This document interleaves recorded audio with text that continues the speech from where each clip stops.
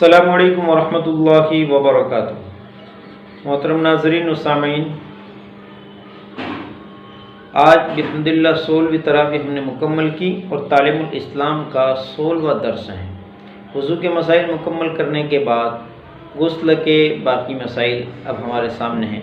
गुस्ल का तरीक़ा, गुस्ल के फ़राइज़ हम पहले हिस्से में पढ़ चुके हैं।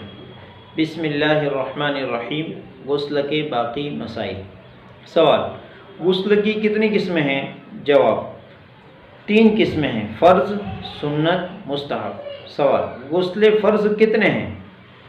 जवाब, 6 हैं और उनका बयान तालीमुल इस्लाम की किसी अगले हिस्से में आएगा, यानी आगे चल के उसका तफसीली बयान आएगा। सवाल, गुस्ल सुन्नत कितने हैं और कौन कौन से हैं? जवाब, 4 हैं और वो चारों ये हैं: जुमा की नमाज के लिए गुस्ल करना, यानी सुन्नत गुस्ल करना सुन्नत कब है? जुमा की नमाज के लिए गुस्ल करना, दोनों ईदों की नमाज के लिए गुस्ल करना, नंबर 3 हज का एहराम बांधने से पहले गुस्ल करना, और नंबर 4 अरफात में वकूफ़ करने के लिए गुस्ल करना। ये 4 मौक़ों पर गुस्ल करना सुन्नत है। सवाल, गुस्ल मुस्तहब कितने हैं और कौन कौन से हैं?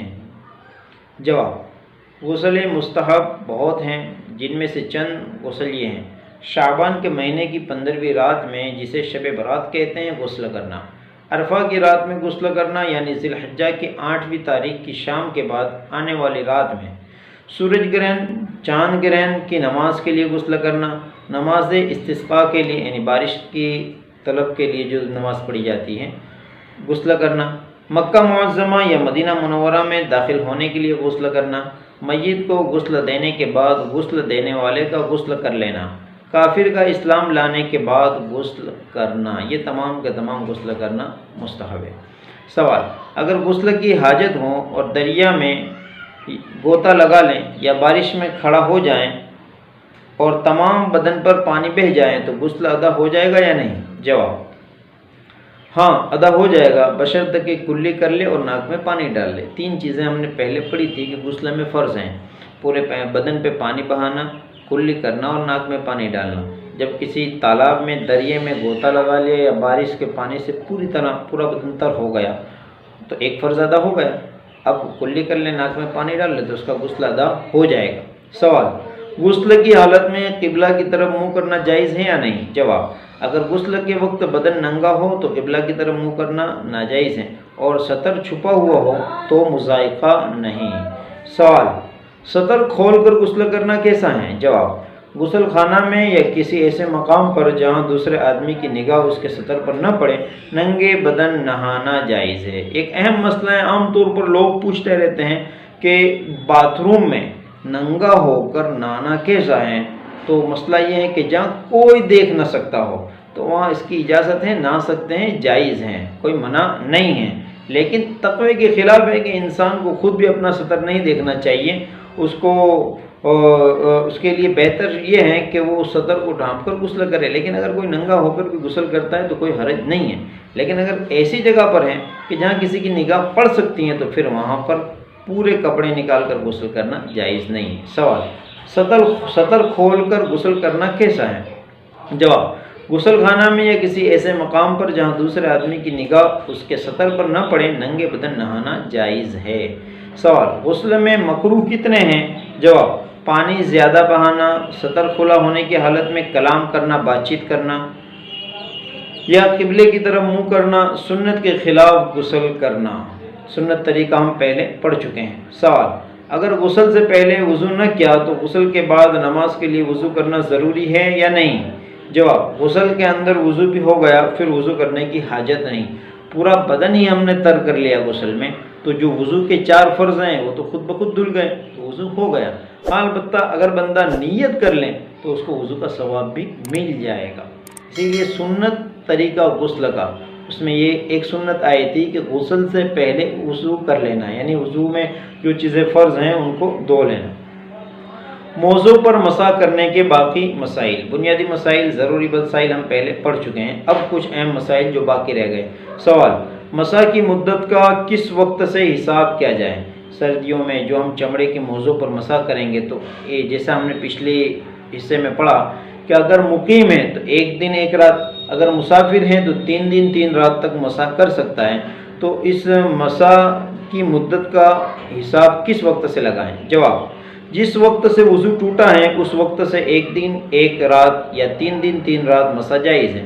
مثلا جمعہ کی صبح کو وضو کر کے موزے پہنے اور اس کا یہ وضو ظہر کا وقت ختم ہونے پر ٹوٹا، تو یہ شخص اگر مقیم ہے تو ہفتہ کی ظہر کے وقت یعنی سنیچر کی ظہر کے وقت تک مسح کر سکتا ہے، اور مسافر ہیں تو پیر کے دن کی ظہر تک مسح کر سکتا ہے۔ سوال: مسح کن کن چیزوں سے ٹوٹتا ہے؟ جواب: جن چیزوں سے وضو ٹوٹتا ہے ان سے مسح بھی ٹوٹ جاتا ہے، اور ان کے علاوہ مسح کی مدت گزر جانے اور موزے اتار دینے اور 3 انگلیوں کے برابر موزے پھٹ جانے سے بھی مسح ٹوٹ جاتا ہے۔ سوال: اگر وضو ہونے کی حالت میں موزہ اتار دیا یا وضو ہونے کی حالت میں مدت مسح کی پوری ہو گئی تو کیا حکم ہے؟ جواب: ان دونوں صورتوں میں صرف پاؤں دھو کر موزے پہن لینا کافی ہے اور پورا وضو کر لینا مستحب ہے۔ سوال: اگر مسافر نے موزوں پر مسح کرنا شروع کیا اور 1 دن 1 رات کے بعد گھر آ گیا تو کیا کریں؟ یعنی اس کی مدت تو 3 دن 3 رات ہے، اب اس سے پہلے ہی آ گیا تو کیا کریں؟ جواب: موزے اتار دیں اور نئے سرے سے مسح کرنا شروع کر دیں۔ سوال: اگر مقیم نے مسح شروع کیا اور پھر سفر میں چلا گیا تو کیا کریں؟ جواب: اگر 1 دن 1 رات پوری ہونے سے پہلے سفر کیا تو 3 دن 3 رات موزے پہنے رہیں اور مسح کرتا رہیں، اور 1 دن 1 رات پوری ہونے کے بعد سفر کیا تو موزے اتار کر نئے سرے سے مسح شروع کر دیں۔ سوال: اگر موزہ کئی جگہ سے تھوڑا تھوڑا پھٹا ہوا ہو تو کیا حکم ہے؟ جواب: ایک موزہ کئی جگہ سے تھوڑا تھوڑا پھٹا ہوا ہو تو اسے جمع کر کے دیکھو، اگر مجموعہ 3 انگلیوں کے برابر ہو جائیں تو مسح ناجائز ہے، اور کم رہے تو جائز ہے، اور دونوں موزے پھٹے ہوئے ہوں اور دونوں کی مجموعی پھٹن 3 انگلیوں کے برابر ہو لیکن ہر ایک کی پھٹن 3 انگلیوں کی مقدار سے کم ہو تو مسح جائز ہے۔ نجاست حقیقیہ اور اس کی طہارت کے باقی مسائل۔ طہارت کے مسائل، نجاست کی قسمیں وغیرہ ہم پہلے پڑھ چکے ہیں، اب کچھ مسائل جو اس سلسلے میں باقی تھے وہ اس تیسرے حصے میں بیان کیے گئے ہیں۔ سوال: چمڑے کی چیزیں جیسے موزے، جوتی، بستر بند وغیرہ، اگر ان میں جسم دار نجاست لگ جائیں تو کس طرح پاک ہوتی ہیں؟ نجاست جسم والی، ایک بغیر جسم والی، ایک جسم والی نجاست ہوتی ہیں، جیسا کہ پیشاب یہ بغیر جسم والی ہیں، اور اس طرح پاخانہ یہ جسم والی نجاست ہیں۔ تو اگر جسم والی نجاست اس طرح کی چیز پر لگ جائے تو کس طرح پاک کریں؟ جواب: زمین یا کسی اور چیز پر رگڑ دینے سے پاک ہو جاتی ہیں، بشرطے کہ رگڑنے سے نجاست کا جسم اور اثر جاتا رہے۔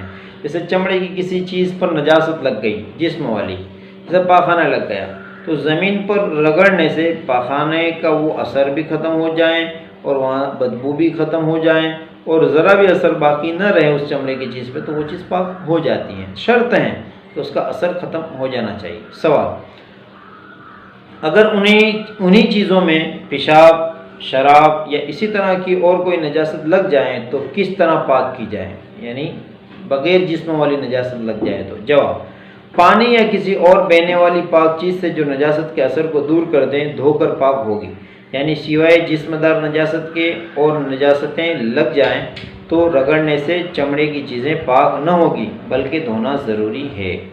سوال: چاقو، چھری، تلوار اور لوہے یا چاندی یا تانبے، ایلومینیم وغیرہ کی چیزیں ناپاک ہو جائیں تو بغیر دھوئے پاک ہوگی یا نہیں؟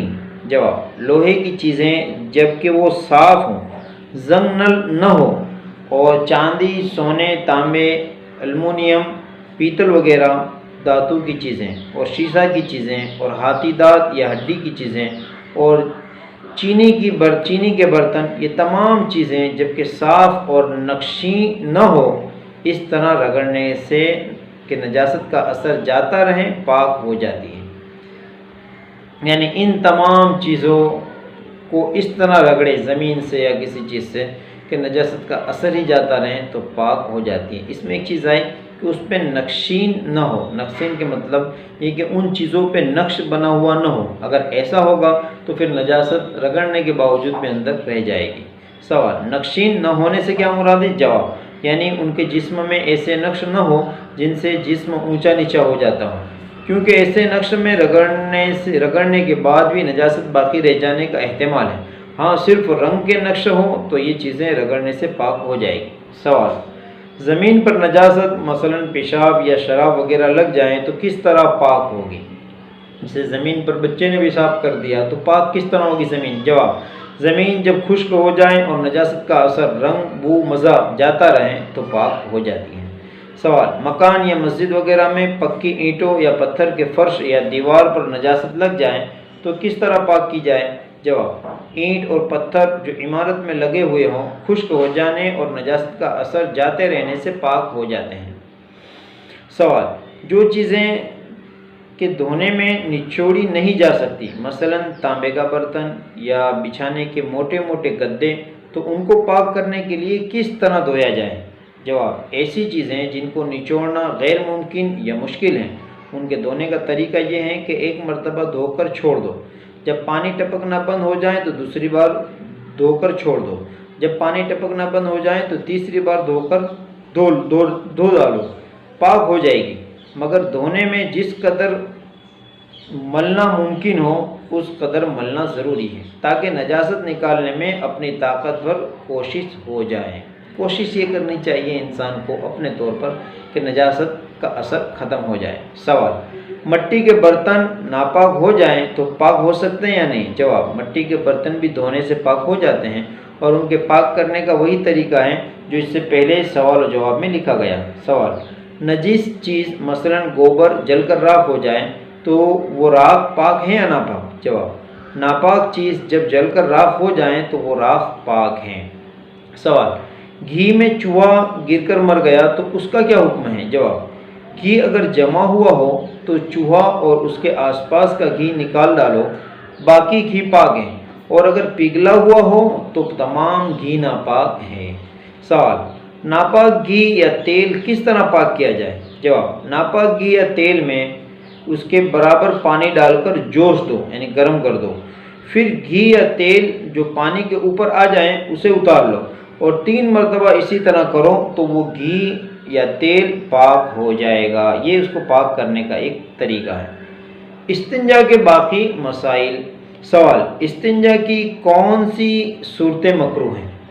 جواب، قبلہ کی طرف منہ یا پیٹ کر کے استنجا کرنا، ایسی جگہ استنجا کرنا کہ کسی شخص کی نظر استنجا کرنے والے کے سطر پر پڑتی ہو، مکروہ ہے۔ سوال، پائخانہ پیشاب کرنے کی حالت میں کیا کیا باتیں مکروہ ہیں؟ جواب، قبلہ کی طرف منہ یا پیٹ کر کے پائخانہ پیشاب کرنا، کھڑے ہو کر پیشاب کرنا، تالاب یا نہر یا کنویں کے اندر یا ان کے کنارے پر پائخانہ پیشاب کرنا، مسجد کی دیوار کے پاس یا قبرستان میں پائخانہ پیشاب کرنا، چوہے کے بل یا کسی سوراخ میں پیشاب کرنا، پیشاب پائخانہ کرتے وقت باتیں کرنا، نیچی طرف بیٹھ کر اونچی جگہ پیشاب کرنا، آدمیوں کے بیٹھنے یا راستہ چلنے کی جگہ پائخانہ پیشاب کرنا، وضو یا غسل کرنے کی جگہ میں پیشاب یا پائخانہ کرنا، یہ تمام باتیں مکروہ ہیں۔ اس میں ایک بات آئی کہ وضو اور غسل کرنے کی جگہ، اس سے مراد باتھ روم ہے، کہ آج کل جو باتھ روم ہوتے ہیں گھروں میں وہاں پر بھی پیشاب نہیں کرنا چاہیے، پیشاب کرنا مکروہ ہے۔ اگر کر دیا ہے تو پھر اس کی طہارت یعنی پاک کرنے کا اہتمام کرنا چاہیے۔ پانی کے باقی مسائل۔ سوال، دھوپ سے گرم ہوئے پانی سے وضو جائز ہے یا نہیں؟ جواب، جائز ہے لیکن بہتر نہیں۔ سوال، وضو کرتے وقت بدن سے پانی کے قطرے برتن میں گریں تو اس پانی سے وضو جائز ہے یا نہیں؟ جواب، وضو کرتے وقت جو پانی بدن سے گرتا ہے اگر بدن پر نجاست حقیقیہ نہ ہو تو وہ مستعمل پانی کہلاتا ہے۔ مستعمل پانی غیر مستعمل پانی میں مل جائے تو اس کا حکم یہ ہے کہ جب تک مستعمل پانی کی مقدار غیر مستعمل سے کم رہیں اس وقت تک اس سے وضو اور غسل جائز ہے، اور جب مستعمل پانی کی مقدار غیر مستعمل کے برابر یا اس سے زیادہ ہو جائے تو پھر اس سے وضو اور غسل ناجائز ہیں۔ سوال، اگر پانی میں کوئی پاک چیز مل جائے مثلا صابن یا زعفران تو اس سے وضو جائز ہے یا نہیں؟ جواب، پانی میں پاک چیز ملنے سے ایک دو وصف بدل جانے پر بھی وضو جائز رہتا ہے۔ ہاں، جب تینوں وصف بدل جائیں اور پانی گاڑھا ہو جائیں تو وضو ناجائز ہو جاتا ہے۔ سوال، اگر تالاب یا حوض شرعی گز سے 2 گز چوڑا اور 50 گز لمبا ہو، یا 4 گز چوڑا اور 25 گز لمبا، یا 5 گز چوڑا اور 20 گز لمبا ہو تو وہ جاری پانی کے حکم میں ہوگا یا نہیں؟ جواب، ہاں، وہ جاری پانی کے حکم میں ہوگا۔ سوال، اگر حوض کا کھلا ہوا منہ شرعی مقدار سے کم ہے لیکن نیچے کا حصہ اس کا بہت بڑا ہے تو وہ بڑے حوض اور جاری پانی کے حکم میں ہے یا نہیں؟ جواب، اگر حوض 10 گز لمبا اور 10 گز چوڑا ہے لیکن اس کے چاروں طرف یا کسی ایک دو طرف سے اس کا منہ چھپا دیا ہے تو جس چیز سے چھپایا ہے اگر وہ پانی سے اوپر اونچی اور الگ رہتی ہیں تو وہ حوض ٹھیک ہے اور جاری پانی کے حکم میں ہے، اور اگر وہ جس چیز سے پانی چھپایا ہے پانی سے لگی رہتی ہیں تو وہ حوض ٹھیک نہیں اور تھوڑے پانی کا حکم رکھتا ہے۔ خلاصہ یہ کہ پانی کا اتنا حصہ معتبر ہے جتنا اوپر سے کھلا ہوا ہو، یعنی کسی چیز سے لگا ہوا نہ ہو، جس کی مقدار شرعی مقدار کے برابر ہونی چاہیے۔ اگر کھلا ہوا حصہ کم ہے تو نیچے سے چاہے جتنا زیادہ ہو اس کا اعتبار نہیں۔ کنویں کے باقی مسائل۔ سوال، اگر کنویں میں کبوتر یا چڑیا کی بیٹ گر جائیں تو اس کا کیا حکم ہے؟ جواب، کبوتر اور چڑیا کی بیٹ یا اونٹ، بکری، بھیڑ کی 2-4 مینگنیوں سے کنواں ناپاک نہیں ہوتا۔ سوال، اگر کنویں میں کافر ڈول نکالنے کے لیے اترا اور پانی میں غوطہ لگایا تو کنویں کا کیا حکم ہے؟ جواب، اگر اس کافر کو کنویں میں اترنے سے پہلے نہلا دیا جائے اور پاک کپڑا سطر پر باندھ کر کنویں میں اترے تو کنواں پاک ہے، اور اترنے سے پہلے نہیں نہایا اور اپنے مستعمل کپڑے کے ساتھ اترا تو کنویں کا سارا پانی نکالا جائے، کیونکہ کافروں کا بدن اور کپڑا اکثر ناپاک ہی رہتا ہے۔ سوال، اگر کنویں پر کوئی خاص ڈول پڑا نہ رہتا ہو بلکہ لوگ چھوٹے بڑے مختلف ڈولوں سے پانی بھرتے ہوں تو اس کنویں کو پاک کرنے کے لیے کس ڈول سے پانی نکالا جائے؟ جواب، جب کہ کنویں پر کوئی خاص ڈول نہ ہو یا کنویں کا خاص ڈول بہت بڑا یا بہت چھوٹا ہو تو ان صورتوں میں درمیانی ڈول کا اعتبار ہے۔ درمیانی ڈول وہ ہیں جس میں 80 انگریزی روپیہ بھر کے سیر سے 3.5 سیر پانی سماتا ہو۔ الحمدللہ یہ طہارت کے پاکی کے مسائل مکمل ہوئے۔ اب حضرات سے گزارش ہے کہ یہ تمام چھوٹے چھوٹے مسائل جو روزمرہ کی زندگی میں اکثر لوگوں کو پیش آتے ہیں، لہٰذا زیادہ سے زیادہ اس ویڈیو کو لوگوں تک پہنچائیں، شیئر کریں، لوگوں تک یہ مسائل کی واقفیت ہو۔ اللہ تعالی ہم تمام کو عمل کرنے کی توفیق عطا فرمائے۔